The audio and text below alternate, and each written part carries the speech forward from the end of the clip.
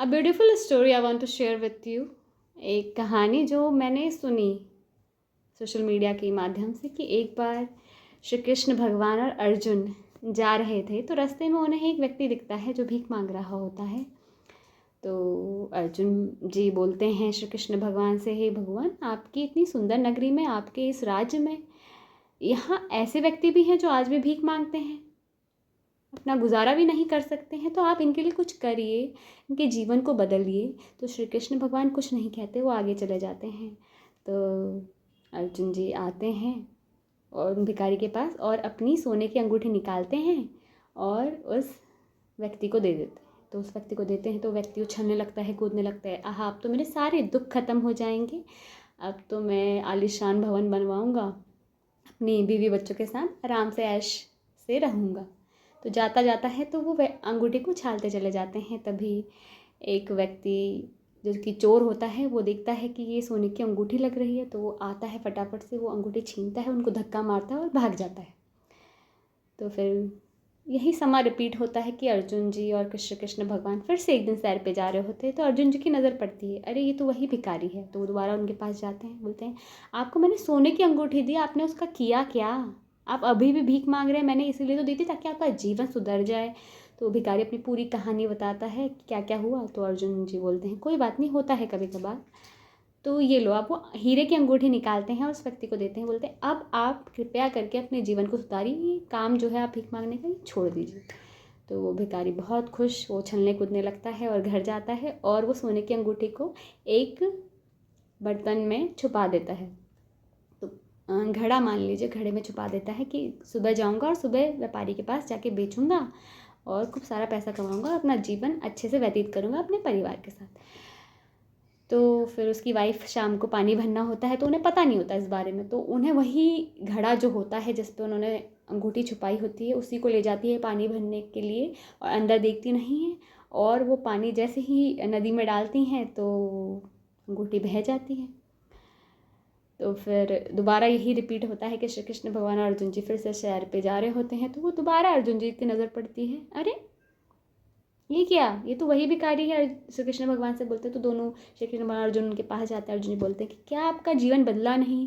क्या फ़ायदा आपको देने का, अंगूठी देने का? आपने तो कोई बदलाव लाया ही नहीं अपने जीवन में।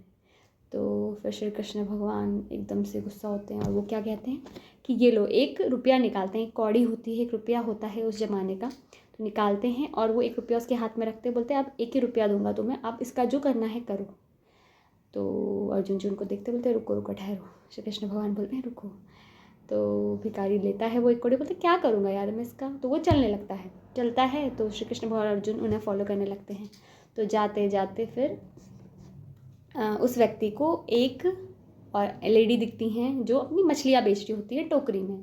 तो उस टोकरी में लगभग सारी मछलियाँ मर चुकी होती हैं, एक मछली जो तड़प रही होती है, वो जिंदा होती है। तो उसके मन में, भिखारी के मन में भाव आते हैं कि अरे, क्यों ना मैं इसकी जान बचा लूँ, 1 कौड़ी से मेरा होगा ही क्या है, 1 सिक्के से मैं क्या कर लूँगा, क्यों ना मैं एक परोपकार लाऊँ, इसकी जान बचाऊँ, इसका जीवन सुरक्षित करके इसको पानी में डाल दूँ दोबारा।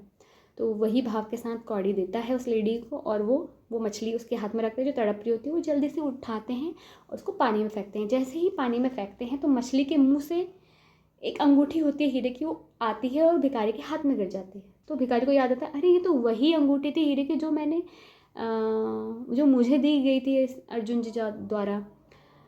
तो जैसे वो वही अंगूठी होती है कि उनकी वाइफ ने जब पानी में डाला था उस घड़े को, तो वो जो अंगूठी, हीरे की अंगूठी बह गई थी, वो एक मछली के पेट में चली गई थी, मछली ने उसे निगल लिया था। तो वही अंगूठी होती है, वो मछली भी वही होती है, एक बाय चांस ऐसा हो गया होता है। तो भिखारी को जैसे ही मिलती है उन्हें याद आता है, मिल गया मिल गया मिल गया। तो वो ऐसे भाव आते हैं उनके अंदर, मिल गया। तो तभी ना एक वही चोर जो जा रहा होता है रास्ते से, जिसने उनकी सोने की अंगूठी चुराई होती है, वो उनको देखता है, तो अरे ये तो मुझे ही देख रहा है और उसने मुझे ढूंढ लिया। वो सोचता है कि वो मेरे लिए कह रहा है कि मिल गया मिल गया मिल गया, मुझे सब लोग मिलके पीटेंगे या मारेंगे। तो फिर वो चोर बहुत डर जाता है, वो फटाफट उनके पास आता है, भिखारी के पास, और बोलता है, ये लो अपने सोने की अंगूठी, प्लीज़ चुप हो जाओ, ऐसा मत करो, नहीं तो सब लोग मुझे मारेंगे। और वो अंगूठी देख के भाग जाता है। तो फिर श्री कृष्ण भगवान और अर्जुन, फिर अर्जुन जी के बीच संवाद कि अर्जुन जी बड़े मुस्कुराते हैं, अच्छा प्रभु, ये क्या लीला थी आपकी? तो श्री कृष्ण जी बोलते हैं कि यही तो बात है कि जब आपने सोने की अंगूठी दी तब उस भिखारी के मन में यही भाव था कि मैं अपने लिए करूँ, अपने परिवार के लिए करूँ। जब अपने हीरे की अंगूठी थी तो उनके मन में फिर से यही भाव था कि मैं अपने लिए करूँ, अपने परिवार के लिए। लेकिन जब मैंने एक कौड़ी दी तो उनका भाव बदल गया। उनके मन में भाव आया कि मैं अपने लिए नहीं, मुझे दूसरों के लिए कुछ करना है। उसने उस मछली की पीड़ा के बारे में सोचा, उस जीव की दुख कष्ट के बारे में सोचा। तो जब उसने दूसरों के बारे में सोचा, मैंने उसके बारे में सोचा, तो जो उसका खोई हुई चीज़ थी वो सब मैंने उसको ला के दे दी, उसके चरणों में सारी जहाँ की खुशियाँ डाल दी। तो यही कहने का भाव यही कि जब हम परमात्मा को समर्पित हो जाते हैं, जब हम परोपकार की भावना लगते हैं, जब हम मैं आई मी माई सेल्फ नहीं करते हैं, तो उस समय ईश्वर हमारे बारे में सोचता है। उस समय यह परमात्मा हमारे बारे में सोचता है, तो हमारे जीवन में जो भी कमी होती है, दुख होती है, उसको पूरा कर देता है।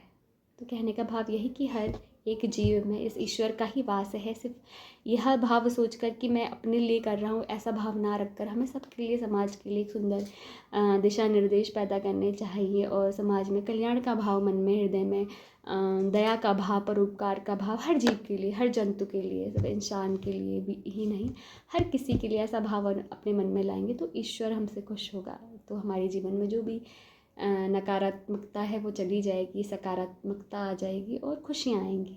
जो भी कमी है वो पूरी हो जाएगी। धन्यवाद।